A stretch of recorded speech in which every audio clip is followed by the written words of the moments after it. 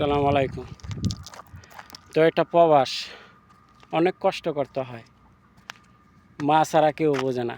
প্রবাসীদের শুধু মা ওই একমাত্র সম্বল বা সন্তানের কষ্ট বোঝে।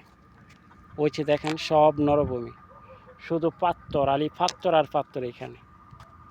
আর এখানে বালুর জ্বর যে সময় আসে রোমে বসে থাকার মতন না, একদম কাপড় টাপড় সব ধুল বালুতে একদম বইরা যায়। এত কষ্ট করা লাগে। আর গরম তো আছে, ওই তাপমাত্রা ৪৫ ডিগ্রির উপরে তাপমাত্রা থাকে। তো এটাই আমাদের নসিব, প্রবাসীদের নসিব এটাই। তো সবাই আমাকে সাপোর্ট করবেন। আজও পঞ্জিত বা ৮টা বছর শেষ প্রবাস জীবনে, ৭ বছর ধরে দেশে যাওয়া হয় না। বা আজও পঞ্জিত প্রবাসীরা, সকল প্রবাসীরা বা তাদের নিজের সুখের চিন্তা কেউই করে না।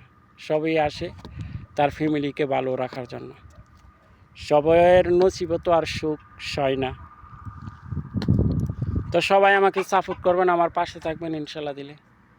আমার চ্যানেলটাকে লাইক করবেন, শেয়ার করবেন। ওই যে দেখেন, বা মুরগি সাইড আইডির লোকে থাকতে হয়, না হইলে আপনার এখানে জঙ্গলি কুত্তা আছে, কুত্তা টুত্তা মুরগি টুরগি নায়গা, খরগোশ নায়গা। এরপরে এইদিকে আবার বা একটা ডরও আছে, বা এস্তারা খালি খালি পাইসম, এস্তারার থেকে চুরি টুরি হয়। খুব আতঙ্কর ভিতরে এই প্রবাসী থাকতে হয়, কিছু করার নাই, কেন আমরা একজন প্রবাসী। তো সবাই আমার পাশে থাকবেন।